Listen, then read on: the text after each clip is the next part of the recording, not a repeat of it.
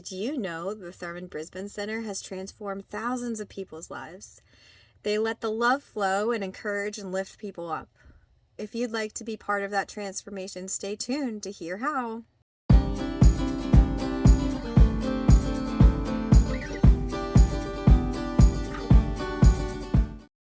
Hello, everyone. Welcome to another episode of Allied HomeQuest Complete Connection with the Community and Real Estate. I'm Mary Camuso, Realtor with eXp Realty, and today we have the pleasure of being here today with Chris and Alice with the Thurman Brisben Center, our community's largest full-service, year-round residential emergency homeless center. A huge thank you for their work at the center, along with the many supporters and volunteers from the community.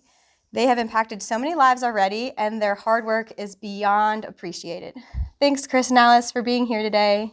Well, you're so welcome. Thanks for having us. This is very generous of you. The Thurman Brisben Center, named after a woman named Thurman Brisben, who, along with two other women, founded the organization back in the 1980s. Very cool. Yeah. So is that a little bit touching on to the history prior to the 2005 location here? Yeah, absolutely. We started in Fredericksburg in the 1980s with no staff. We went to the Maury School, again with no staff, and we started as a cold weather shelter. By the time we moved to Essex Street, which is near the train station, we had staff. We ended up here in 2005. We tried to stay downtown. We had 4 false starts, I think, but NIMBY played a role, and this was the place that was designated for us, and the community raised the funds to help us build this beautiful building here. Very cool. Yeah. Awesome. Well, could you tell me just a little bit about your role here to the organization? Yeah, she's asking about you, Alice. Well, both of you. Oh yes, I'm the community relations and special events manager. I thoroughly enjoy doing events here for the Brisben Center. Last year we did 2 golf outings, one at Fawn Lake and one at the Fredericksburg Country Club. They were very successful, and people are so engaged to help us, and they sign up eagerly and participate. It's a huge blessing to see people support us, and we do events year round, and they are well received. Alice has been involved with the organization for 17 years. Oh, wow. That was... She retired from the Navy, where she put on major events. I think she had 30 people under her. And she retired and decided that she needed to help us out. So it's been a huge blessing. Yes, it's been fun to be a part of this organization for all these years and to see the wonderful experiences and how people are really changing their lives. And they're able to flourish and leave here. And the return rate, I guess, it was at one time, a couple of years ago, 47%. The return rate now is at 9%. Oh, wow. That's amazing. Yeah. We're not just a shelter. A lot of people say that we're a homeless shelter, but that's only part of it. We're more of a program. We don't want people to return. We want people to get this right. Too often, homelessness is cyclical. People, they live on the edge. They cycle in and out of the shelters. We're trying to get it so that people become fully self-sufficient, and especially children. Children who are homeless, experiencing homelessness, have a great risk of becoming homeless as adults. So the community owes it, especially to these young ones. It's important that the community pay attention to the children and try to help them overcome this in such a way that they're never homeless again. And I've been involved with nonprofits probably for the last 20 years. I started as a grant writer here and try to raise money in all kinds of ways. We do mail appeals, we do events, we do major gifts, and we write grant proposals. So just your basic fundraising menu. We only get 25% of our money is government sources, and that's local government. We get very little from the state or federal governments. Because of the type of program that we have, we expect our residents to be accountable, and that's the way that people recover. You have to be working on a plan. You have to have skin in the game, is what we say. So you have to be working on your sobriety, or you have to be working on getting a job. You have to be working on resolving the problems that led you to become homeless in the first place. And the people who succeed here are really, really appreciative of that. Because that's how people move up, not just for themselves, but for their families, for their children. Oftentimes, individuals are looking for structure as well. So they have something to achieve, and then they can grow and be successful. So they're very appreciative of being accountable. Having, as Chris said, skin in the game is huge. Yeah, we've been doing this for 34 years, and we see what works and what does not work. And in that sense, teaching a person how to fish, we've followed that approach, through the whole of our existence. So, can you go into some ways that you are able to hold them accountable or help them through these transitions? We have, as Deb was talking about, we have a ton of programs. Mary, this is our program director, Deborah Pone. Hello. Deb, explain to us what a program director is and what the programs are here. We develop programs based on our theory of change. So we focus on the health and well-being of the client. That may be something as simple as having Virginia Department of Health come in and do vaccinations or flu shots. Having other groups come in, like Germana nursing students come in and work with our clients to do some basic screenings. Anything like that. We also have a renter's education course that we ask all our folks to go through. We have financial skills programs.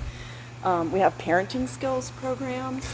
And how do folks get back into housing, get back into a good situation? Well, we believe if we can get them to participate in these programs, that they're gaining skills to work towards their self-sufficiency. We also have a job help program. It's really important for our folks to get employed or increase their income base so that they can gather the money to then move into housing. What are their biggest challenges? Oh my gosh, nobody has the same challenges, right? We treat everybody who comes in here as an individual. Very client-centered approach. They work very closely with their case manager to develop goals to help themselves move forward. So the challenges can be as simple as, I have a terrible credit report, so no one's ever going to put me in housing. Some have criminal histories that we have to help them find ways to move around, find jobs that will employ them regardless of that, and landlords that will rent to them regardless of that. So every client, no matter what their challenges are, we have a case management team that's going to work with them to overcome those challenges. Nice. Do you have a particular story that resonates with you? Somebody who overcame? Oh my gosh. Everyone who walks through those doors and goes out to housing, that's a success story for us. So whether they're moving out to their own rental, whether they're renting with another person or another family, or we recently had a family that moved out to transitional housing, that's a huge success for us. So everyone, like I said, if you go out those doors and you're moving into housing, even if it's to move back with family, that's a success. Nice. It's a great program, and your team does such a great job. And here the accountability piece is so important. Your team really measures that, and the successes are just one, like you just said.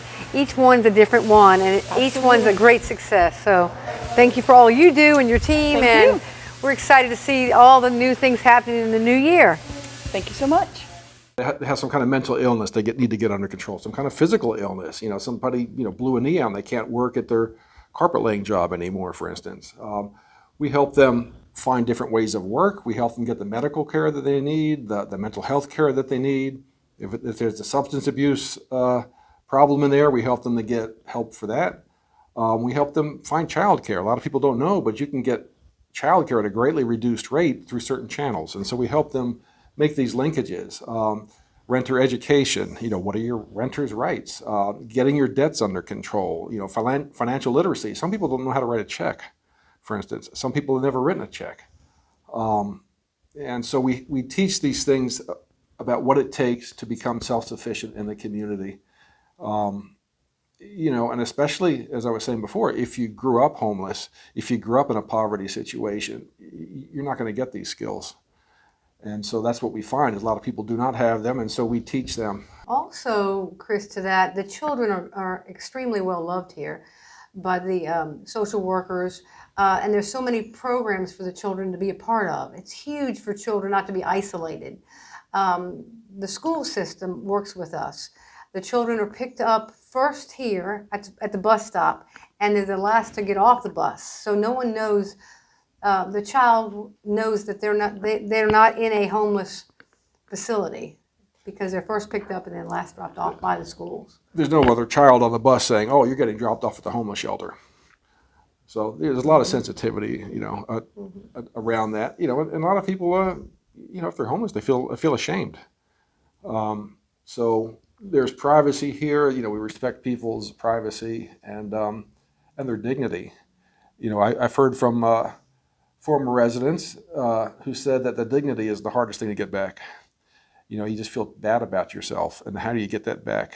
It's like you might think, I'm a failure, and we all have stuff. The staff and the people that the staff serve are no different, and the volunteers, they're no different. We're all the same. We're all in this together. Yes, Exactly. we really are. And the community, oh my goodness, they wrap their love around us and the families and the children. It's a huge blessing just to watch it in action. Yeah. It really is. Yeah. We're a community organization. We couldn't exist without the community. We're pretty much a grassroots organization. 2,000 volunteers, 75% of our funding is community sourced. And people get it. People hear what we're wanting to do. It's like, teach a person how to fish. I get it. That makes a lot of sense. The Yeah. love never stops here. It's Yeah. always just ongoing. What can we do for you? How can we help? Yeah, just like you. I mean, you reached out and you wanted to know what we did, and you saw the value in it, and here you are. Yes. Yeah. We thank you so much. And Mary, one of the things at Christmas time, if any of the viewers would like to help us financially, that would be a huge blessing and thanks as well at the Christmas season. Just come alongside us and help us. I'm sure not only the Christmas season, but all year long, right? Yes, yes. Is there any other ways that you would like to ask the community to help? Oh, we'd love them to come along and help us with meals, meal preps, and cooking in the kitchen, volunteering to come help perhaps read to the children, help them with their homework. We can always use mentors. We can, use people to do landscaping, or if somebody has, construction skills, we need drywall repaired and plumbing repairs and things like that. I mean, there are a ton of ways people can help. They can help us raise money. That they can help us administratively. We have one woman comes in once a week, beautiful handwriting, a beautiful heart, and she writes all these beautiful thank you cards. Yes, Yeah, Oh, very cool. yeah. yes. So fortunate to have all these wonderful volunteers. Yeah. Yes. Introduce you to Allison Burns, our volunteer coordinator. Hi, I'm Allison. I'm the volunteer coordinator. This is my office. Right now, we are getting ready for Christmas. My colleague and I are kind of organizing all the gifts for the children and even the adult residents, so everyone will have Christmas presents this year. So all these gifts are donated by the community. And then I also have volunteers who are going to come in this week and help me wrap these gifts. So basically, volunteers, they can come in, they can help with that kind of thing. They can organize donations, sort donations. They can help with meals. They can serve the community that way. They can help with children's events. They can read to them, do crafts, that kind of thing. So that's basically what I do. I manage the volunteers. And Allison oversees over 2,000 volunteers on a yearly basis. So it's quite an effort. It's a community effort. Yes. Lots of love given here. Yes, lots of wonderful people in this community. So happy to do this job. Hi, I'm Fred Wilson. I'm on the advisory board and a volunteer at the Brisben Center, and we're working hard to keep things going here. We love these people, and we're trying to make them feel at home. Our facilities is warming and inviting, and we just welcome. We just want to serve to help those that are in desperate need right now. Absolutely, and welcome, and come take a tour with us at the Brisben Center. Come on in. And I'd like to introduce you to our case manager, Deandra. Hello, I'm Deandra. I'm the case manager here. I help the clients with their life skills and everyday life needs while here at the shelter. I'd like to introduce you to our mobility mentor. Hello, my name is Chris McGill, and I'm the new mobility mentor here at the Thurman Brisben Center. What are some of the things you do, Chris? Well, basically, our job is to actually pair the mentees with the mentors and help build and actually work with the bridge of self-sufficiency. And how long can a mentor stay with a mentee? Sure, it's really dependent on the actual mentee, them setting the goals a year, 2 years. But the goal is to basically build self-sufficiency outside of the shelter and utilize all the resources that are within the shelter as we transition out. How nice. That's awesome. Yes, yes. The front desk staff is the backbone of this organization. They're out here 24/7, and they do everything from monitor the meals, and residents' comfort and any problems that arise when they're here. They do everything from, cook meals when the meals aren't coming. When there are medical emergencies, they're the first responders, basically. So they're amazing. They do the intakes, they do the exits, and I'm just in awe about all that they do. I think a special person, and anybody here is special. So, and Say hello. Yeah. Thanks for all your hard work. So these are 2 age-graded playgrounds, and then of course we have a bike shed built by an Eagle Scout, and people come in. I think as a volunteer, as a Spotswood Baptist Church. Spotswood Baptist Church maintains the bicycles. A gentleman named Mr. Rao also has been instrumental in that. Red Twigs Landscaping donated the new sod. Here, the new sod, we have 2 new sheds thanks to generous support of our churches. And that was Bob Fogg Striping and Painting who put the lines on the basketball court. Yes, the kids love it. Yeah. One of our board members actually became a Division I on a full scholarship with the Loyola in Maryland, and he learned to play basketball here. Oh, cool. Yeah. Thanks for sharing. A lot of kids learn to ride their bikes while they're here. Manders donated these beautiful washer and dryers. And of course you can see that the room is painted in their Yeah, it's nice that they're in their colors. It's nice that they're commercial grade because they used to break down they used to last for 9 months. Absolutely. And these have lasted for about 3 or 4 years now. Absolutely. So that was fantastic. These are what you would see in a laundromat. Yes. Awesome. Loads of love. Loads of love. Loads of love. So can you maybe share something that, like, your most memorable moment from working here, something that just stands out that really touches your heart? Oh my goodness, I'll cry if I tell you. So I was about maybe 5 years ago, and I walked in. It was at Christmas time, and this young boy crawls up into my lap and says, "Mommy, you're back." And I said, and the dad's behind the child. He says, "Mommy, I didn't think you were coming back. You came back." And I said, and the dad says, "Please say yes." And I said, "Yes, I'm back, and I'll come each week to see you." And the child was so young, like 3 years old, and that just touched my heart. So, and guess what? I kept coming back and kept coming back, and here I am. Oh, So, very cool. I think for me, I interview a lot of residents, to try to understand what they're going through and to try to relate their experiences to the community. And some of the stories that people tell me, the hardships and the successes as well.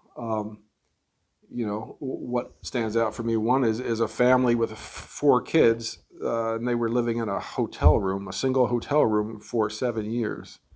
And the gentleman lost his job due to COVID, and one of the kids had special needs, and they didn't have a car, and the next step for them was to live on the street.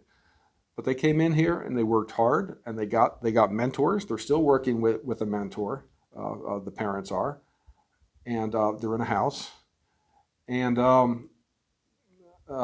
they increased their income by a big percentage. There's still struggles,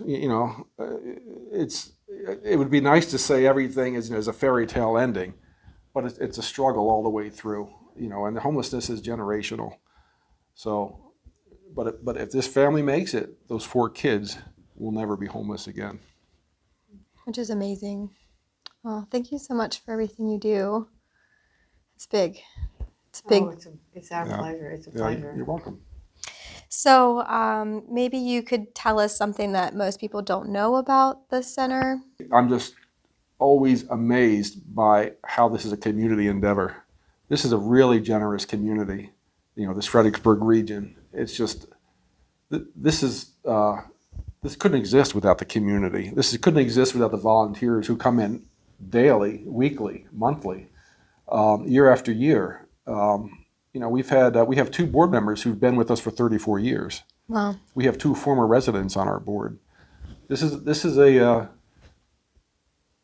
it's a community coming together for all the right reasons. It's really nice. You have people on the left of the political spectrum, people on the right of the political spectrum. People of all different religions, all different faiths. It's a really beautiful thing. So, One of the things that I realized is that many people are just a paycheck away from being homeless. And if you live in a car, if you live in a car for 6 or 8 weeks and you have nowhere else to go, it's so vital to have a place to go. And this is their home for a short period of time. The week they can transform their lives, that they can get back on their feet, learn, get the tools they need so they can be productive citizens. And it's hugely important to realize that could be me. I'm very blessed, but it could be anyone. Any one of us can be homeless. Things happen on a dime. Things happen where you get the rug pulled out from under you and you have nowhere to go. So the Brisben Center is here for those people. Yeah. And it changes their lives. It certainly has changed my life. Yeah, people tend to think about homelessness as looking a certain way. Not too long ago, we had a woman in here. She was making a salary of $60,000 to $70,000 a year. She had an episode of schizophrenia, and she lost her job. She lost her housing. She got into an inpatient facility. When she got out, she had no place to go. She had no family to help her, and so she ended up here. And while she was here, she got her health under control, and she also, wrote resumes and ended up getting a job in line with her experience and her skills. And so, it's homelessness. It looks very different. It's individual. Yeah. Yes, and we're a place for second and third chances. And that's so important. People need that net. They need to be cared for. They need to be loved for and loved. And oftentimes, the smiles on their faces, I get phone calls all the time. Thank you, Alice. I'm thriving. My family is doing extremely well. And it's because of the Brisben Center. If you hadn't been here, we don't know where we would have been. So that makes it all worthwhile. I can imagine. Yeah. Is there anything else that you might want to add or share with us? We encourage you to come alongside us, help us volunteer today, give us a call. We'd love for you to come and be a part of us and see the transformation that we do here and the lives that we change. And I would say also, this is going to sound kind of weird, but the Brisben Center is ornery. The Brisben Center is fierce. The Brisben Center is fierce about what we do. And I don't know. Yes, we are. And we want to be, we want each person to be successful. And they are. Yeah. And just, I want to thank everybody who's gone before us. We're stewards of this place. Absolutely. Here for a season. And yeah. Oh my goodness. Yes. Dave Cooper, our executive director, has been at the helm for the last 5 years. And before him, there was Kim Lally, there was Roger Trott, there was Bunny Meltzer, there was a woman named Vashti. So we're stewards of the place. It's and it's a privilege. It's amazing. Just sitting here with both of you is amazing. So I really appreciate your time. If there's nothing else you would like to add. No, I think we're good. Okay. I think we could carry on forever, all day here. You have a lot of editing. You have a lot of editing. But I think that the best thing to do is if anybody needs your services, they could contact you directly. I'll put some contact information in the comments below. Or you're welcome to reach out to me, and I'd be happy to connect you with Alice or Chris. And, I really thank you for sitting down with me and your time and being gracious to give me a tour and meet all the parties involved with making this place as amazing as it is. And so thank you. Yeah, we just want to wish everybody season's greetings and happy Merry holidays. Christmas. Merry Christmas. Well, thank you, everyone, for being here today. I'm Mary Camuso with eXp Realty. We have Chris Payton with the Thurman Brisben Center. And then Alice, what is your last name? Stanton. Alice Stanton with the Thurman Brisben Center as well. And it's been a delight. So thank you so much. Well, thank you, Mary. Thank you. Yeah. Thank you. Bye. Merry Christmas. Merry Christmas.